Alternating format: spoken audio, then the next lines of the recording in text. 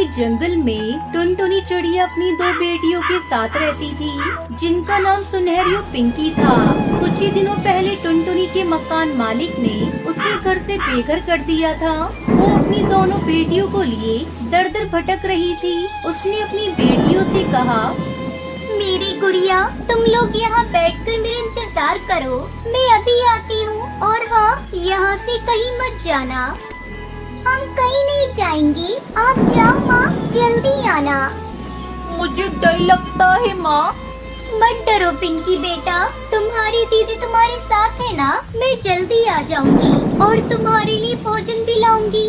तब तक आप लोग कमेंट पे बताएं 94 इंटू 3 कितने होते हैं। ऐसे कहकर वो कालू कोई के घर जाती है। कालू भैया, अरे ओ कालू भैया, दरवाजा खोलो। अरे टुनटुनी भाभी, आप क्या बात है? आप मेरे घर पर क्या करने आई हो? कालू भैया, मेरे सर पर तो मुसीबतों का पहाड़ टूट पड़ा है। पति के मरते ही मकान मालिक ने अपने घर से बाहर निकाल दिया। सुबह से अपनी बेटियों को लेकर दर दर भटक रही हूँ। मरने से पहले मेरे पति ने मुझे बताया था कि उन्होंने आपको कुछ पैसे कर्ज दिए थे। अगर वो रुपए मुझे मिल जाते तो मैं अपने लिए कोई ठिकाना ढूंढ लेती। पैसा? कैसा पैसा? तेरे पति से मैंने कोई कर्ज नहीं लिया था। चल भाग यहाँ से। ठीक है कालू भैया, पैसे न सही, मुझे कुछ अनाज दे दो।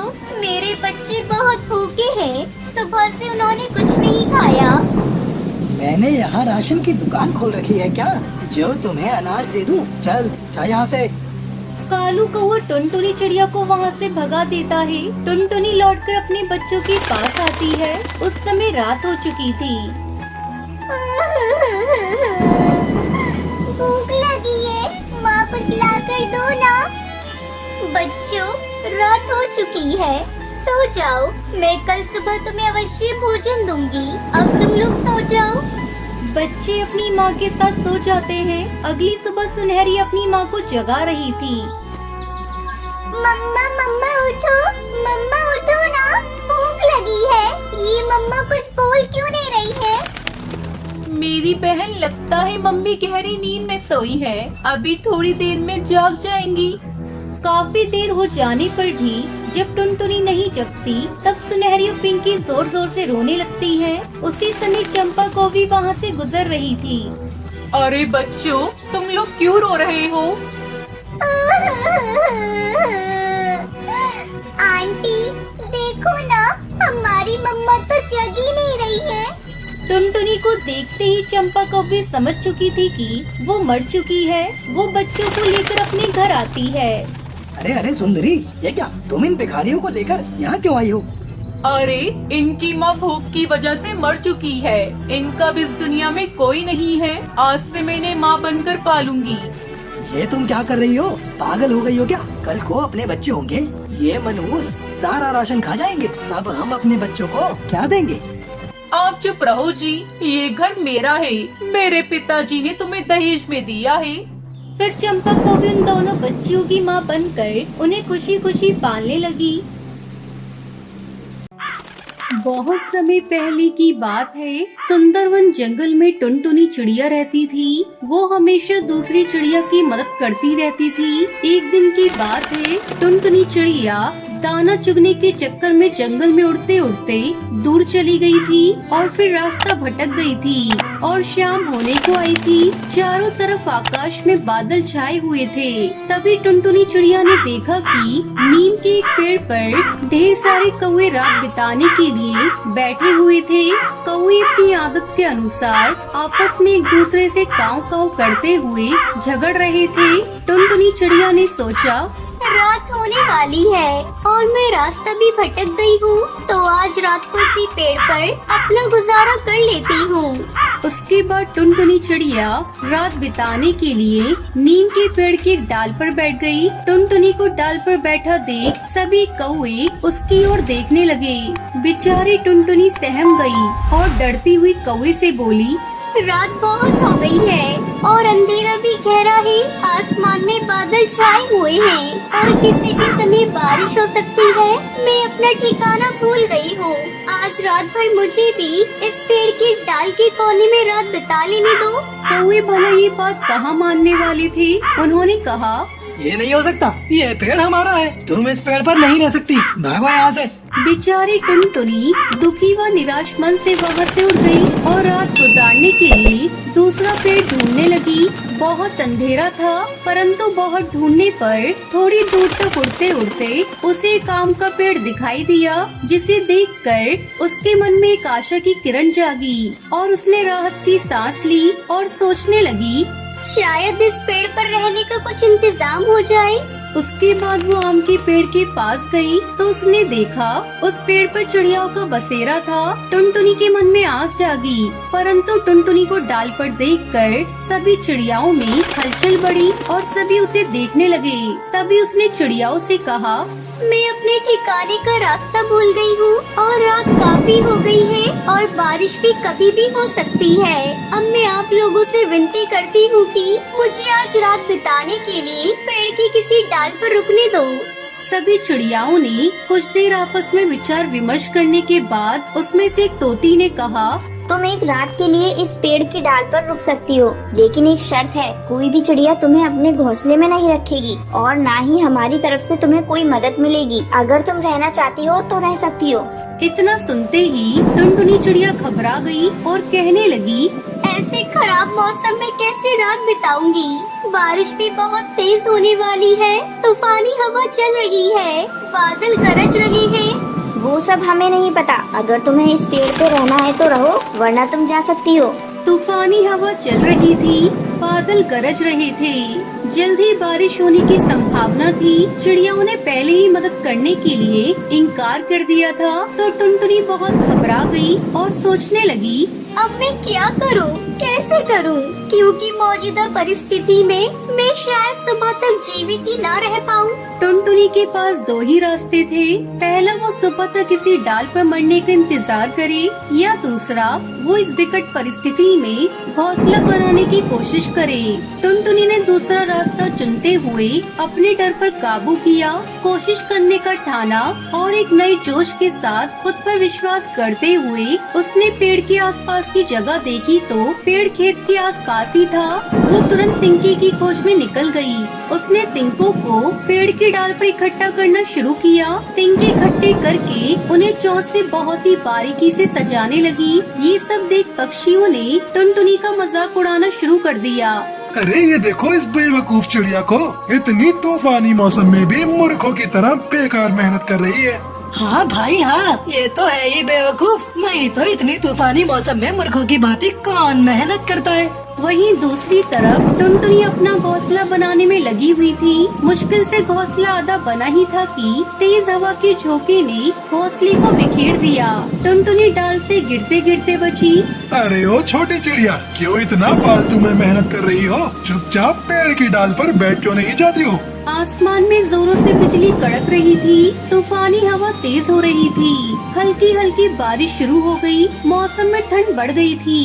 सभी पक्षी अपने घोंसले में चले गए, ये सोचते हुए कि टुनटुनी अब सुबह तक जीवित नहीं रह पाएगी। टुनटुनी भीग गई थी, पहले के निष्फल प्रयासों के कारण बहुत थक गई थी, परंतु उसने अभी तक हार नहीं मानी थी और वो सोचने लगी, नहीं, मैं हार नहीं मानूंगी, मैं फिर से घोंसला बनाऊंगी। उसने खुद पर भरोसा करते हुए फिर से घोंसला बनाना शुरू किया और एक एक करके सभी तिनकों को सजाया और तब जाकर बड़ी मुश्किलों के बाद उसका घोंसला तैयार था। घोंसला बनते ही टुनटुनी के चेहरे पर एक गजब सी मुस्कान आई। टुनटुनी के चेहरे पे अलग ही खुशी थी, क्योंकि उसकी मेहनत रंग लाई, उसके विश्वास की जीत हुई और राहत की सांस लेते हुए टुनटुनी अपनी मेहनत के आशियाने में रात भर आराम करती है।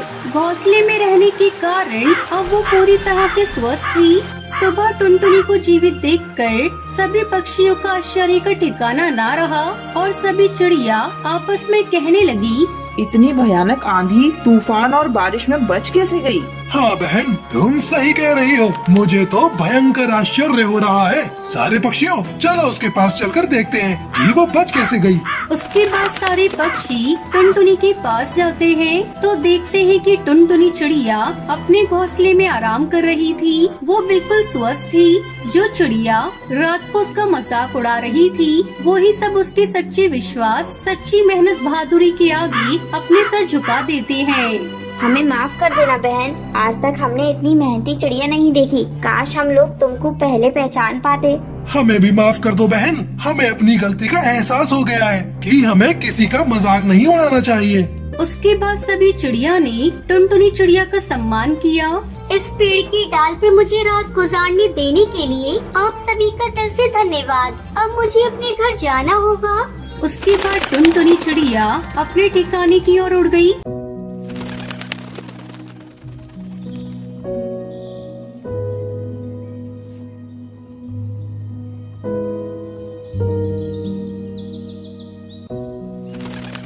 कश्मीर के जंगल में रानो चिड़िया अपनी बेटी टूनी और टुनटुनी चिड़िया के साथ रहती थी। एक दिन अपनी माँ को काम करते देखकर टुनटुनी कहती है, अरे माँ, कितनी बार मैंने आपसे कहा है कि आप काम मत किया करिए। आपकी तबीयत ठीक नहीं रहती, पर आप एक ही मानती ही नहीं। चलिए उठिए यहाँ से और जाकर आराम कीजिए।